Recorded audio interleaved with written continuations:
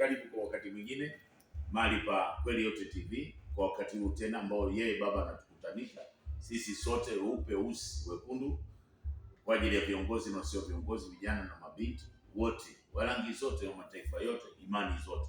Kwa hiyo kabla ya vyote basi tushukuru kwanza. Baba, tunakuinua, tunakushukuru kwa majira nyingine tena. Upo wewe ukitufundisha ndani ya kuishi juu ya nchi, ndani ya majira ya mwaka uliobeba siku ya mwisho. Ni tayari na ni utimilifu kwa ajili ya utukufu wako imetokea. Karibu sana marafiki wa Kweli Yote, karibu Malkia, karibu vijana, karibu viongozi, karibu wa aina zote, kwa sababu tumeumbwa na yeye kwa ajili ya kukutana tena kwenye Kweli Yote TV. Kwa hiyo mshirikishe na mwenzio kwa majira hii, aje atulie, aone nini ambacho sasa leo yeye Baba anatufundisha. Kwa leo tutafundishwa jambo moja zuri ambalo halitaonekana tena juu ya nchi, ni kwamba wakati wa imani na tumaini umeisha juu ya nchi. Wakati wa imani, wakati wa tumaini umeisha juu ya nchi. Wakati wa imani na wakati wa tumaini, hata ile hakika tuliyokuwa nayo, kwa sababu hakika ilikuwa ni kwa ajili ya ukipata kitu, labda ukifanya hicho ndio unaona unakuwa na hakika, lakini ilikuwa haiwezi kufanya kwa sababu kulikuwa kweli haipo. Sasa kitakachobaki baada ya kufutika kabisa imani na kufutika kabisa tumaini, kinabaki kweli yote peke yake, ndio maisha yetu yanabaki hapo. Kwa leo tutajifunza kwa nini anafuta imani na imani ni nini. Imani kwa uhalisia tulifundishwa kwenye ile levu ya Matendo na Yuda. Paulo alitufundisha, ukisoma kwenye Ibrania 8 na Yakobo ile 2 alikuwa anafundisha pale, lakini kwa uhalisia imani haikuwa kazi yake kufundisha. Kwa nini? Kwa sababu yule master aliyekuwa yeye ndiyo mwenye kusudi la kutuonyesha barabara yote, ambaye alikuwa ni kweli kwa level ya Yesu, yeye hakuwa anadumu kwenye nguvu ya imani, yeye alikuwa anadumu kwenye kweli. Kwa hiyo yeye utaratibu wake ni kweli. Sasa tuone kwamba hiyo imani ilitokeaje na tumaini, watu tukaishi imani na tumaini, tukaacha lile kusudi ambalo lilikuwa. Kwanza kabisa ni lazima tusome hapa mahali pa Yohana 16 ile 13.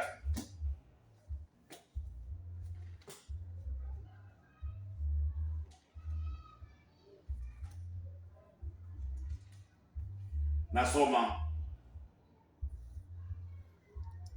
lakini yeye atakapokuja huyo Roho wa kweli atawaongoza watie kwenye kweli yote, kwa maana yeye hata nena kwa shauri lake, lakini yote atakayosikia atayasema.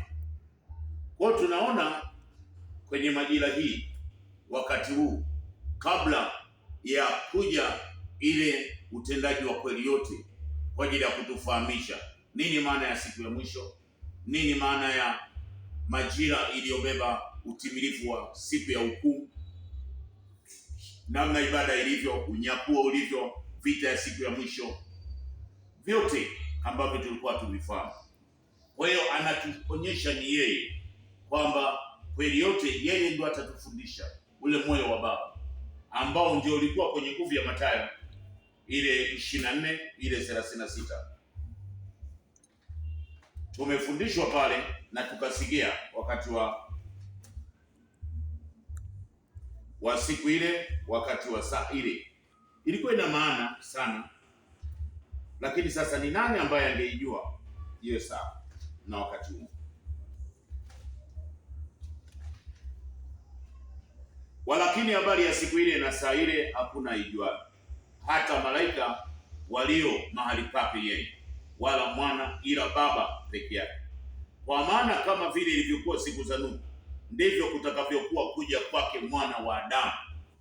Hapo ndio siku ambaye atakuwa sasa huyo amebeba ule moyo wa Baba kutuonyesha mfumo wote. Huko tulikuwa tunaita Roho Mtakatifu, Roho wa kweli atakayetufundisha haya yote. Sasa leo kila ambacho anatuonyesha na kutufundisha kwamba wakati wa imani, wakati wa tumaini umeisha juu ya nchi.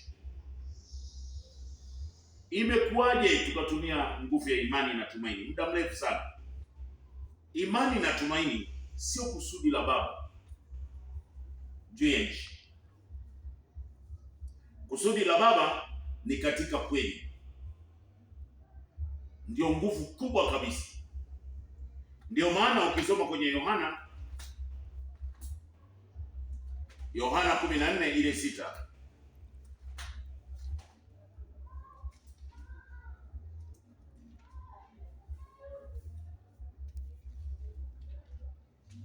anasema hivi, huyo kweli kwa levo Yesu akamwambia, mimi ndimi njia, kweli na uzima, mtu haji kwa Baba ila kwa njia ya mimi.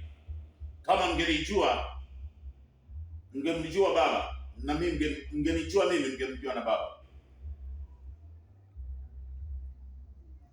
Tangu sasa mnamjua tena mmemwona. Filipo akamwambia, Bwana, utuonyeshe Baba, yatutosha. Huyo kweli kwa levo Yesu akamwambia, mimi nimekuwepo pamoja nanyi siku hizi zote, wewe usilijue? Filipo, aliyeniona mimi amemwona Baba. Basi wewe asemaje, utuonyeshe Baba? Kwa sababu hakuwa anaeleweka, hata Yesu hakuwa anaeleweka.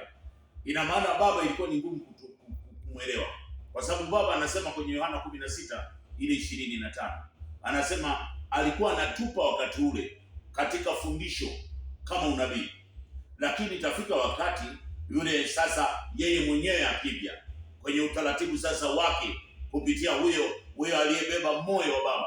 Ina maana kwa walisia sasa atatufundisha habari za Baba, yaani Baba ni nani.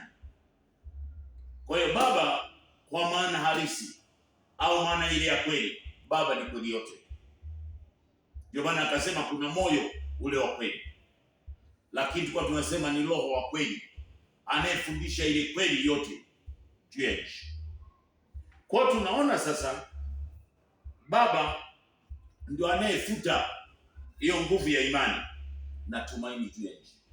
Hakuna mwingine anayefuta, na anafuta kwa sababu ameketi yeye. Kwa nini anafuta hiyo imani na anafuta tumaini?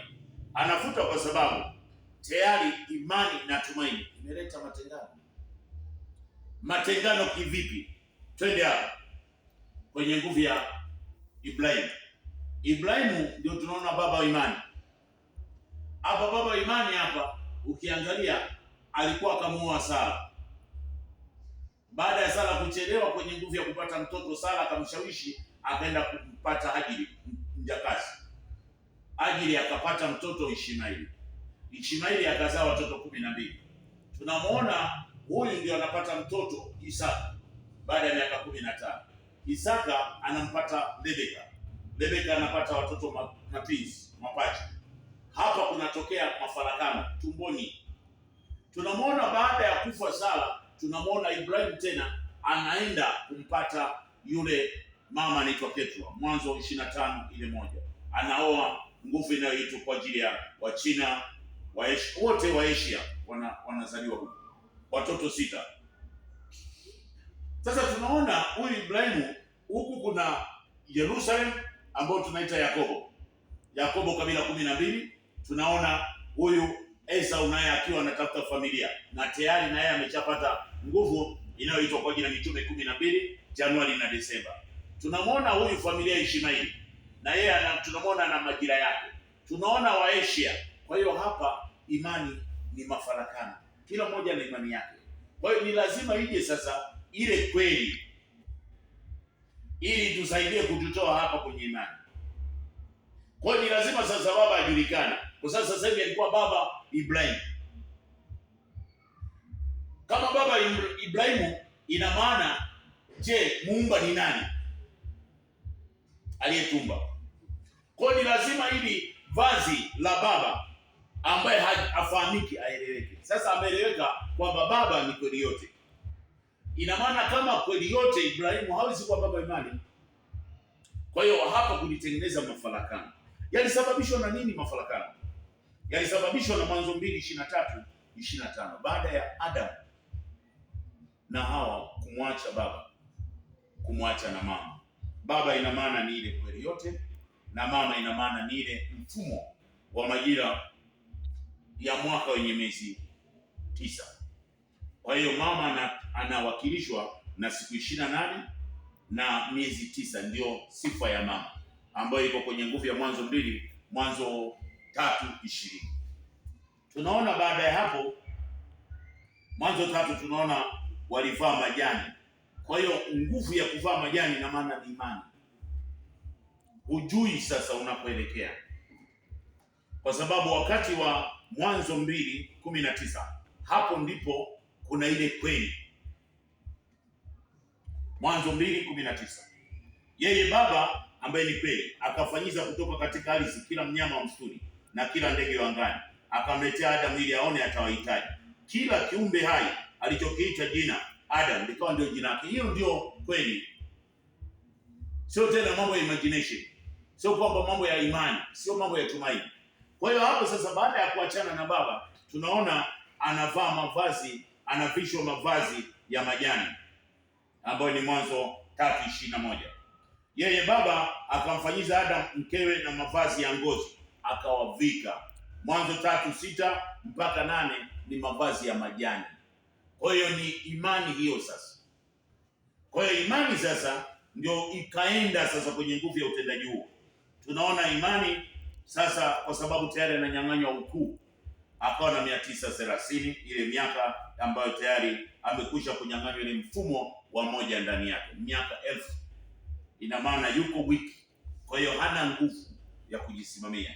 Tunaona sasa kwenye Mwanzo 5:5 ndio anabaki ikiwa na miaka 930. Ina maana anaenda sasa utumwani, akapelekwa kwenye nguvu ya Yeremia sasa 27 ile 5-9, ambayo inawakilishwa na nira ya chuma ambayo ni 28 Yeremia ule mstari wa 14. Taisoma hiyo Yeremia 27 kwa sababu ni lile kusudi.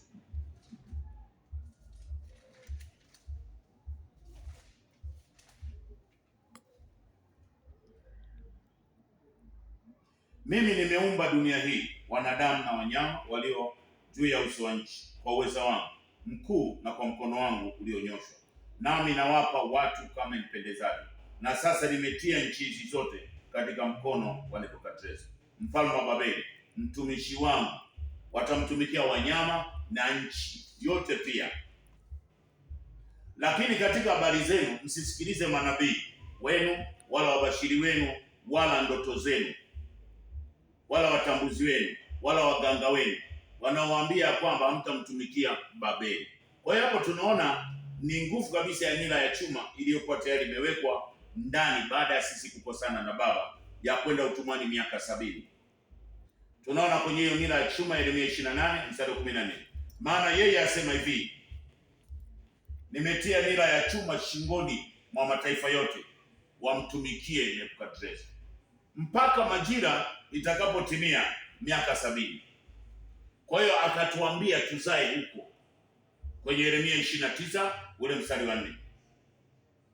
Yeye baba aseme hivi, watu wote waliochukuliwa mateka niliowafanya wachukuliwe toka Yerusalemu mpaka Babeli, jengeni nyumba mkakae ndani yake, kapandeni bustani mkale matunda, oeni wake mkazae binti, kawaozeni wake wana wenu, mkawaoze waume na binti zenu, wazae wana binti zenu, mkaongezeke huko wala msipungue.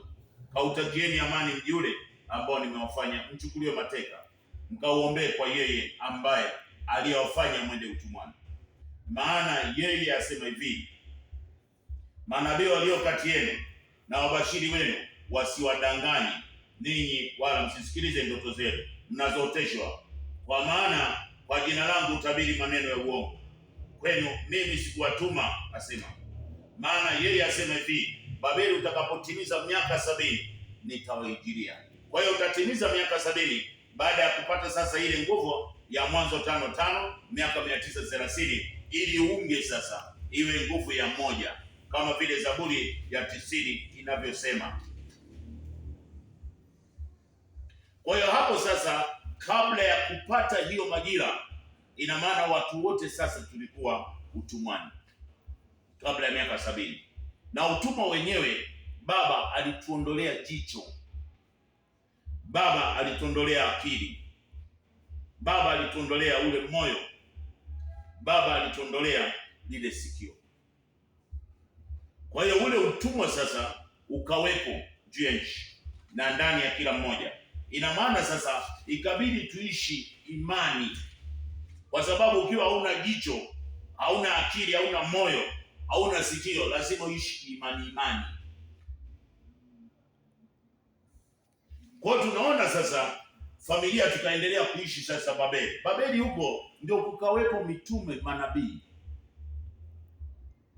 ambao sasa mpaka miaka 70 itimie kwenye ile Yeremia 29:10 na Yeremia 25:12 kwamba baada ya miaka 70 Baba atatuijilia, na kama Danieli 9:2. Kwa hiyo imani sasa tukawepo kwenye utumwa, ndio tukawa tunafundishwa mambo ya imani, lakini ina maana tumeachana na kweli, kwa sababu baba hatumjui na mama hatumjui. Sasa kama umjui baba, maana yake na umjui mama yako ni nani, yaani ule mfumo wa kuzaa kuongezeka haujui. Wewe unajua unaishi kwenye mwaka wenye miezi 12, lakini baba yako anajua kwamba wewe wiki ni siku 7, mwezi ni siku 28. Kwa hiyo mwaka wako wa kutungwa, wa kuzaliwa ni mwaka wenye miezi 9. Wewe unaenda kutupwa kwa ajili ya polini kuwa kwenye mwaka wenye miezi 12. Kwa hiyo unaona sasa hapo kwamba nguvu ya wewe kuwa na vitu vizuri ndani tukawa hatuna. Ina maana sasa tukawa tunaishi kiunabii, tunaishi kitumaini. Kwa hiyo sasa manabii wale waliosimamishwa huko kwenye nguvu ya Babeli ndio wakawa wanatufundisha mambo ya imani na tumaini. Ndio maana sasa hata alipokuja huyo kweli kwa levo ya Yesu katika utume wake, tunaona akifundisha sasa, na wote tukajua kwamba kweli amekuja kutusaidia, lakini haikuwa hivyo. Tunaona kwenye Isaya sasa ile 6 ule mstari wa 8, ule utume wa Yesu. Hapa nitasoma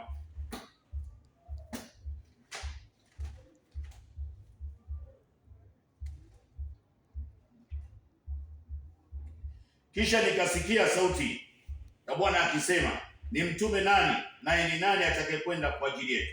Ndipo niliposema, mimi hapa nitume. Uumbaji wote ukaishia hapa, mimi tu nitume. Lakini je, alitumwa nini? Ndio tunasoma hapa kwenye 9. Naye akaniambia, nenda ukawaambia watu hao, fulizeni kusikia lakini msifahamu, fulizeni kutazama lakini msione. Unaoneshe moyo wa watu hao, ukayatie uzito masikio yao, ukayafumbe macho yao, wasije wakaona kwa macho yao na kusikia kwa masikio yao na kufahamu kwa mioyo yao na kurejea na kuwaponya. Ndipo nilipouliza, Baba, haya mambo yatakuwa mpaka lini? Akajibu, hata miji itakapokuwa ukiwa haina wenyeji kabisa. Yaani ibada zote ni watu tunakuja, lakini hata ile imani hatuna, kwa sababu alikuwa anajua kabisa hawa nguvu ya kupata uponyaji wao iko katika kweli. Ndio maana sasa yeye mwenyewe akaendelea kwenye Injili, kwenye vitabu vyake kwa uhalisia. Mathayo ile 13:13.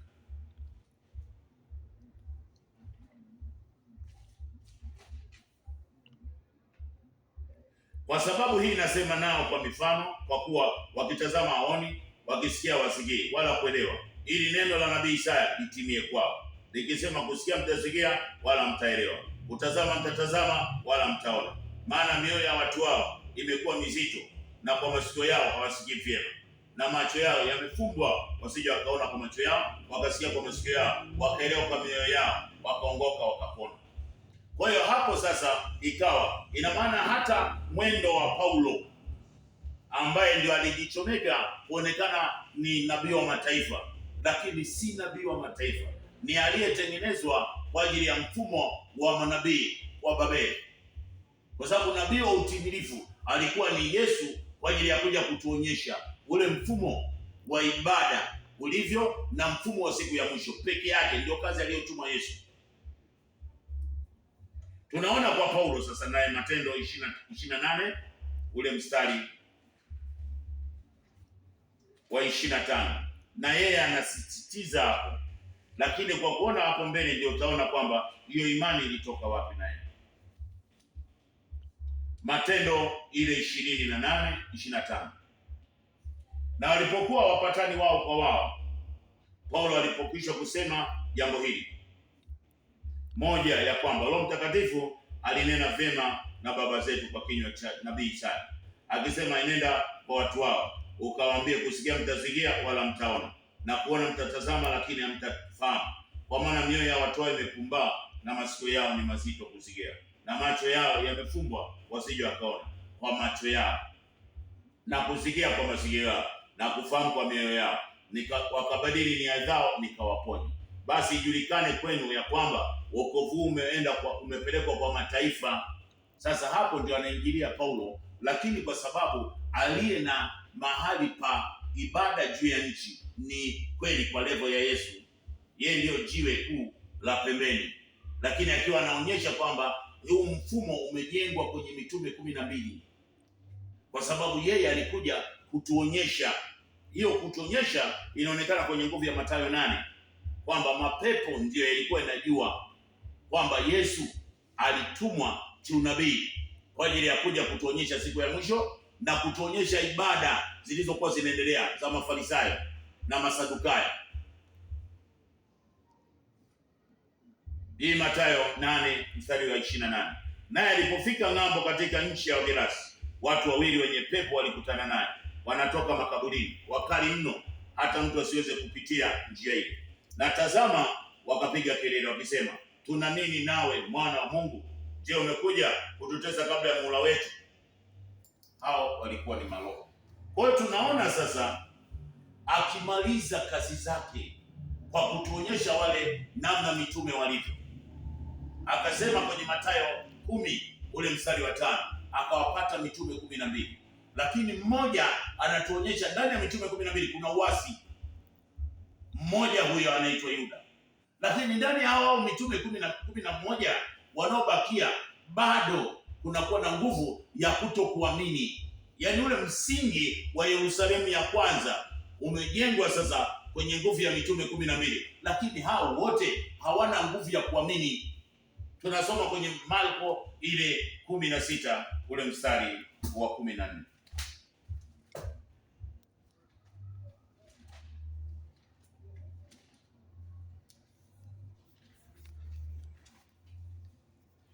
Baadaye akaonekana na wale 11 walipokuwa wakila, akawakemea kwa kutokuamini kwao na ugumu wa mioyo yao, kwa kuwa hawakusadiki wale waliomuona. Kwa hiyo tunaona huu msingi uliokuwa umejengwa kupitia hii nguvu sasa ya Ufunuo ile 21 ule mstari wa 10 mpaka 22. Tunaona msingi wake huu unaonekana hauna nguvu. Ndio maana akawa anatuonyesha sasa ile habari ya Mathayo 24:1 mpaka mwisho, habari ya siku ya mwisho inakuwaje, itakavyokuwa vita, na watatokea makristo wa uongo, manabii wa uongo, watadanganya wengi. Kwa hiyo akawa anatufundisha kwamba mfumo huu mimi naonyesha namna itakavyo na itakavyokuwa, lakini ule mwisho bado. Ndio maana akasema kwenye nguvu ya utimilifu sasa kwenye ile Luka 21 ule mstari wa 20, kwa mtakapoona Yerusalemu umezingirwa, ina maana Yerusalemu ni ile nguvu ya madhabahu ya kanisa inafundishwa, inaelekezwa. Hapo sasa ujue tayari nguvu ya yeye imeshasimama, ili sasa yule atakayesimamisha hii nguvu ya majira ya siku ya mwisho, hii majira iliyobeba nguvu ya hukumu kwa ajili ya uongo wote, ina maana inaanza kazi. Ndio pale anaposimama kwenye Luka 22 ile 30 kwamba viti 12 ambavyo ndio vinabomolewa juu ya kabila 12 ambazo ndio msingi wa dunia uliokuwa umejenga Yerusalemu unabomoka kabisa kabisa kabisa. Ujue hapo tayari kwamba yeyote anayesimama kwa ajili ya kubomoa ile Yerusalemu ya kwanza, basi ujue tayari mambo yameisha. Nami nawekea ninyi ufalme kama vile baba yangu alivyoniwekea mimi, mpate kula na kunywa mezani pangu na kuketi katika viti vyenu, mkiwahukumu kabila 12 za Israeli. Yaani kwenye usasa madhabahu hii ya mwaka wenye miezi 12, kwa sababu tayari tulikuwa nusu nusu, huku tuna miezi 9 na huku tuna mwaka wenye miezi 12. Ina maana hii madhabahu hii vunjwe, imevunjika hii, ili tubaki na hii utendaji.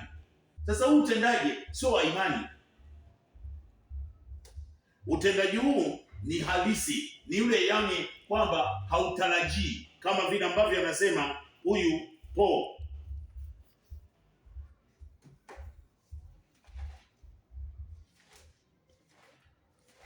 Ebrania 11. Huyu ni Paul na anasema kama imani, lakini huyo master hakumwambia mambo ya imani na hakutumwa. Ndio utaona. Basi imani ni kuwa na hakika ya mambo yatarajiwayo, ni bayana ya mambo yasiyoonekana. Maana kwa hiyo wazee wetu walishuhudia. Kwa imani twafahamu kuwa ulimwengu uliumbwa kwa neno la Mungu, hata vitu vilivyoonekana havikufanywa kwa vitu vilivyo. Kwa imani Habili alimtolea Muumba dhabihu iliyo bora kuliko Kaini. Kwa hiyo alishuhudiwa kuwa ana haki, Mungu akazishuhudia kazi zake. Kwa imani Henoko naye hivyo hivyo. Ina maana kwa imani, lakini kwa imani yeye hakuagizwa. Kwa hiyo tuone sasa kwamba je, huyo master ambaye alikuja kwa ajili ya kutueleza siku ya mwisho, je, alisemaje kuhusu imani?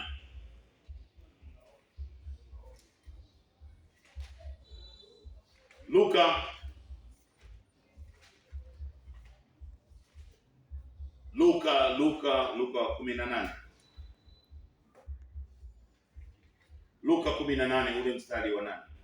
Nawaambia atawapatia haki upesi, walakini atakapokuja Mwana wa Adamu, je, ataiona imani duniani? Hilo sasa ndio swali. Kwa sababu yeye katika utimilifu wake aliyemwagiza alikuwa ni Petro. Na Petro kwenye Mathayo ile 16:17 anasema juu yako Petro nitalijenga kanisa na milango ya kuzimu haitalishinda. Lakini tunaona kwenye Mathayo 26:69 Petro anamkana, anamwacha. Ina maana nguvu ya kila ambacho alikuwa tayari kwa ajili ya kufundisha, kama vile Yohana ile 21 ilivyokuwa inaandika, ilipotea. Kwa hiyo tunaona sasa tukaishi kwenye imani. Ndio maana unaona imani ya wenye haki hamna imani. Yohana 21 ule mstari wa 15. Basi walipokwisha kula, huyo kweli kwa leve Yesu akamwambia Simoni, je, Simoni wa Yohana, je, wewe wanipenda kuliko hawa? Akamwambia, naam, wewe wajua kuwa nakupenda. Akamwambia, lisha wana kondoo wangu. Sio wekee imani, fundisha. Ndio lilikuwa kusudi hilo, kwamba kwenye nguvu ya majira yake akifika, akirejea, atafundisha. Mambo ya imani ataweka chini, kwa sababu imani kwa mwenye yake ana imani, tena ana imani ya vitu, ana imani ya watu. Kwa imani katika kweli hakuna. Ndio maana unaona mashetani ndio wanaonekana wana nguvu kuliko atendaye kwa haki. Kwa hiyo yeye alikuwa katika fundisho, na fundisho lake ndio kweli.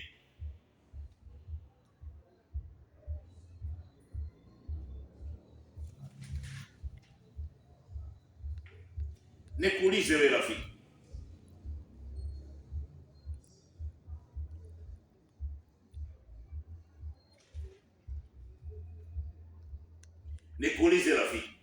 kiongozi mkubwa, mtumishi, kiongozi mkubwa kwa ajili wewe uliyepewa nafasi ya kutazama na kusikia. Je, Paulo ile Efeso 2:20 na ile Efeso 4:11, kanisa kujengwa kwenye msingi wa mitume, je, ni kweli aliambiwa ajenge hapo? Nasoma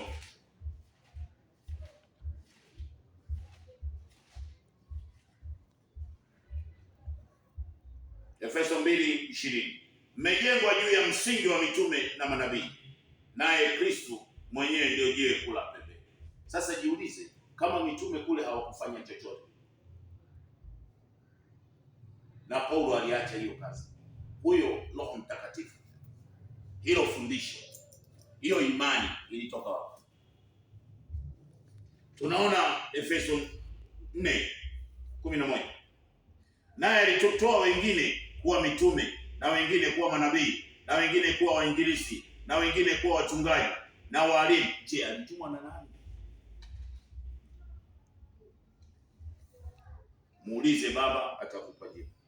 Lakini kwa uhalisia alikuwa ni mtume wa Babeli, tukiwa utumwani. Kwa hiyo utumwani ndio ilitengenezwa imani kwa ajili ya kuendeleza, lakini imani si katika ukombozi. Imani haikomboi. Imani ni faraja.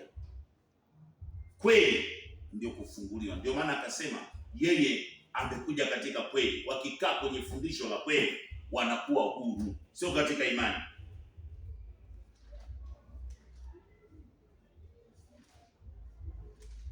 Tunaona Yohana 8 ule mstari wa 31. Basi kweli kwa levo Yesu akawaambia wale Wayahudi waliomwamini, ninyi mkikaa katika kweli mtakuwa wanafunzi wangu kweli kweli, tena mtaifahamu kweli, na hiyo kweli itaweka. Sio katika imani. Imani ni mambo ambayo kabisa kwa majira hii imani haiwezi kukuponya, haikusaidii kitu, ni faraja. Sasa kwa sababu ilikuwa ni utendaji wa Babeli, na Babeli majira imeisha. Yeremia 25:12 imeisha majira yake. Kwa hiyo majira tunayoisoma sasa hivi ni majira ambayo imebebwa ndani ya mwaka halisi wenye kubebwa siku ya mwisho, hukumu kwa ajili ya uongo wote tuliokuwa nao, kwa sababu tumeingizwa kwenye ufahamu mwingi ndani, tukiwa tunaambiwa kwamba tayari ilikuwa ni kwa ajili ya yeye kuja.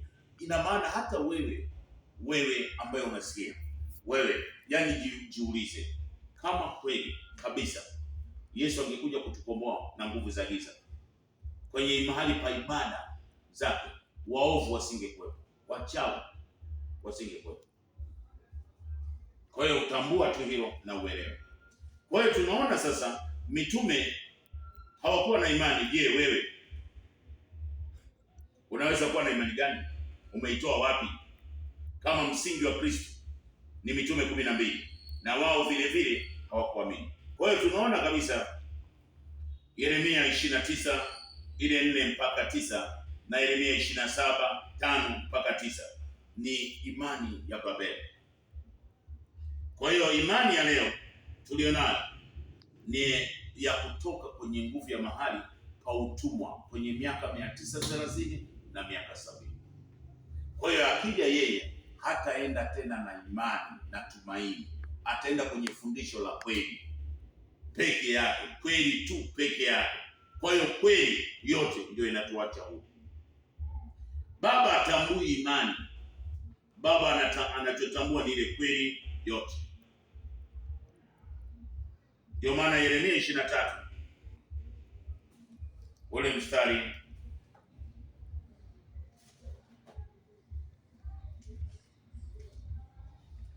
wa 24, je, mtu yeyote aweza kujificha mahali pasiri nisimwone? Asema yeye. Je, mbingu na nchi hazikujawa nami? Asema yeye. Nimesikia waliyosema manabii wanaotabiri uongo kwa jina langu, wakisema nimeota ndoto, nimeota ndoto.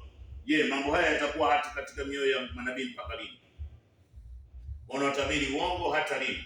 Manabii hao wenye udanganyifu katika mioyo yao, wanaodhania ya kuwa watawasaulisha watu wangu kweli yangu kwa ndoto zao, wanazohadithiana kila mtu na jirani yake, kama vile baba zao walivyolisahau jina langu kwa ajili ya bahari. Nabii aliye na ndoto na aseme ndoto yake, na yeye aliye na kweli yangu aseme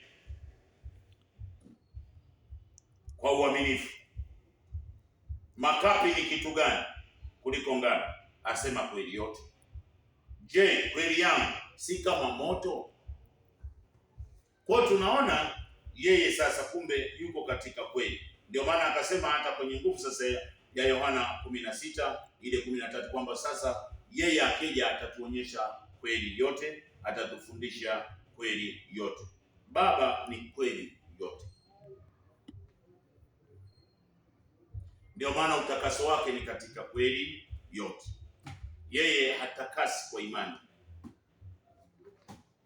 hatakasi kwa kimiminiko, anatakasa katika kweli yote. Tunaona Yohana 17 ule mstari wa 17, watakase kwa ile kweli, kweli yako ndio utakaso. Hata Yohana 6 ule mstari wa 24 anasema chakula chake ni kweli na kinywaji chake ni kweli yote. Unaona sasa, ina maana sasa hata ile kupona, nguvu ya uponyaji uko katika kweli yote. Kwa hiyo tunaona kitu ambacho kwa uhalisia kilikuwa kimetufunga na tukuelewa, ni kwa sababu ya zile ambazo tayari tuko utumwani, kwa sababu ile miaka 930 na miaka 70 ni mingi sana, mpaka kuja kufika kwenye mwaka halisi uliobeba siku ya mwisho. Sio kitu mchezo. Yaani kujua kwamba kumbe mwaka wetu una miezi 9 sio rahisi, ni yeye mwenyewe. Kwa hiyo sasa, ina maana kile kilichofunga fahamu zetu ni kwa sababu hatukujua maana ya mbinguni. Lakini mbinguni ni level ya ufahamu wa juu. Ina maana kuna mbinguni ambayo walikuwa wanawapeleka wenye haki wakati wanauawa. Ukisoma hiyo mbingu yao iko kwenye mahali pa Luka 16 ule 19, Ibrahimu akienda kuzimu. Huko kuzimu akawa na Lazaro na ile tajiri. Na tunaona kwenye Samueli wa kwanza ile 28 ule mstari wa 3 mpaka mwisho, tunamwona Samueli anafariki, lakini anaenda kuamshwa na mchawi na mganga. Kwa hiyo tunaona mbinguni ya adui ipo, na mbinguni ya Baba ambayo haikufahamika inaitwa mahali pake. Ukisoma kwenye Mika 1:2 utasoma yeye anatokea mahali pake. Isaya ile 26 ule mstari wa 21, na yeye hapo. Na maana ya mbingu hatukuelewa. Sasa tumeelewa mbingu ni level ya understanding, kwamba ukielewa kwa maana, ina maana unafunguka. Tunaona mawinguni, tutamuona mawinguni nani? Tutamuona huyo anayepeleka habari, kwamba huyo ameketi mawinguni. Mawinguni na maana ni yule anayepeleka habari. Yaani kama sasa hivi hapa mimi nimeketi mawinguni, ina maana naleta hiyo habari, ujumbe wa kweli yote.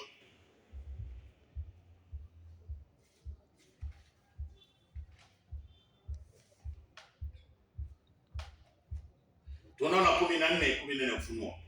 Kisha nikaona natazama wingu jeupe, na juu ya wingu hilo ameketi mmoja mfano wa mwanadamu, mwenye taji ya dhahabu juu ya kichwa chake.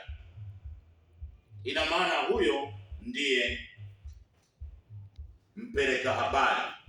Kwa hiyo tunaona sasa maana ya wingu au wingu jeupe, ina maana ni ile ujumbe wa kweli yote, usiokuwa. Ukisoma kwenye Ufunuo 21:20 ule mstari wa 11, mauti na kuzimu na yenyewe ni kwamba hatukujua, lakini mauti na kuzimu ni uongo. Kwa hiyo yule adui wa mwisho ni aliyesimama kwenye nguvu ya akili, akajaa kwenye akili kwa sababu ya elimu mbalimbali tulizokuwa nazo.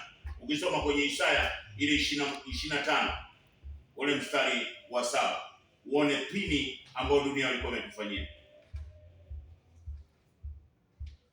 Naye katika mlima huu atauharibu uso wa stara uliowekwa juu ya watu wote, na utaji uliotandwa juu ya mataifa yote. Atameza mauti hata milele, na yeye mwenyewe atafuta machozi katika nyuso za watu, na aibu ya watu wake ataiondoa katika uumbaji huu. Maana yeye amesema hayo. Katika siku hiyo tutasema, tazama, huyo ndiye Mungu tuliyemngoja, huyo ndiye tuliyemngoja atusaidie. Kwa hiyo ataondoa ile nguvu ya utando uliokuwa uongo mwingi kwa mafundisho, kwa sababu chochote ambacho si cha kweli kikifundishwa na ukakikamata kwa ajili ya nguvu ya imani, ina maana kinakuwa Mungu. Ndio maana kuna imani nyingi sana juu ya nchi. Kuna imani ya miti, kuna imani ya mawe, kuna imani ya sanamu, kuna imani ya jua, kuna imani ya mwezi, imani ya watu waliokufa, imani mbalimbali. Kwa hiyo neno imani hawezi akaenda nalo. Kwa hiyo imani imefutwa na tumaini. Sasa hivi ni katika kujifunza kweli. Ndio maana nasema utimilifu wake kutakuwa na njaa, si njaa hiyo unayoiona, bali ni katika ile kweli.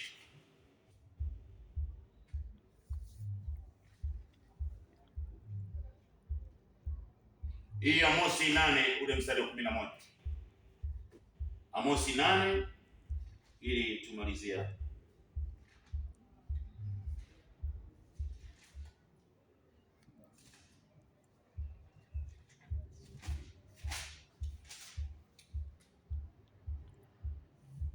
Angalia siku zinakuja, asema yeye Kristo, ambao nitaleta njaa katika nchi, si njaa ya kukosa chakula wala kiu ya maji, bali ya kukosa ile kusikia yale maneno ya kweli, yaani kweli ya Baba tutaikosa. Sasa afadhali imefika, umeshasema yeye Baba amesimamisha na Kweli Yote TV. Kwa hiyo wewe kazi kubwa ni kusubscribe tu peke yake, na Baba anakufundisha. Swali lolote unaouliza linakuwepo pale na jibu. Nao watatangatanga toka bahari hata bahari, na toka upande wa kaskazini hata upande wa mashariki. Watapiga mbio wakienda huko na huko kutafuta hiyo kweli ya Baba, wasione. Siku hiyo wanawali wazuri na wavulana watazimia, kwa sababu kweli watakuwa hawana. Watakuwa na vitu, lakini ile nguvu ya kutupa nguvu ya mema hakuna.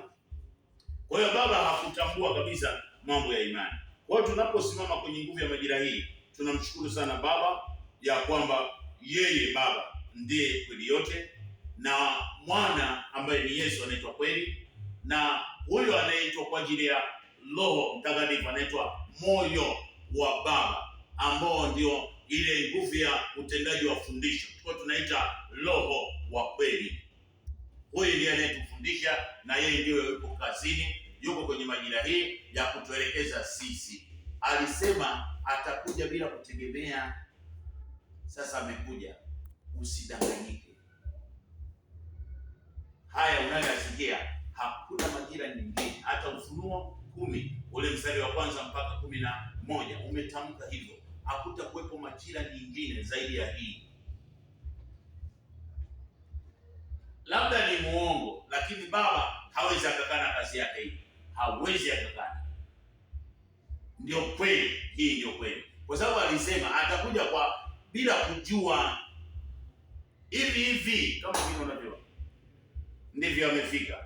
Kwa hiyo sasa amefuta kitu kinachoitwa imani, na amefuta kitu kinachoitwa tumaini, na amefuta kabisa ile nguvu iliyokuwa inasababisha sisi tuwe na hiyo nguvu ya imani. Neno, sauti, andiko, neno la ufunuo, na ile pumzi ya mauti, hata uhai wa mauti, na damu, yani vibebea nguvu. Kwa sababu imani na tumaini ni kubebea vitu. Unakuta ni mchanga unabeba maji, unabeba sijui nini, vitu vingi viko kwenye imani.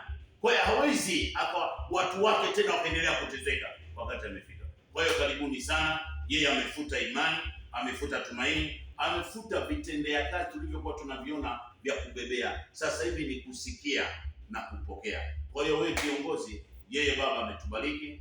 Wewe ambaye si kiongozi, mwananchi, taifa lolote, wote tumebarikiwa. Kwa hiyo yeye tumshangilie kwamba amekuja kuondoa yale matabaka tuliyokuwa nayo, matabaka ya imani, matabaka ya dini zetu, matabaka ya wachungaji, matabaka ya weupe, matabaka ya weusi, matabaka mbalimbali ya mataifa ambayo ni maskini, mataifa matajiri. Hayo matabaka yamefutwa kwa sababu yako kwenye levo ya imani na tumaini.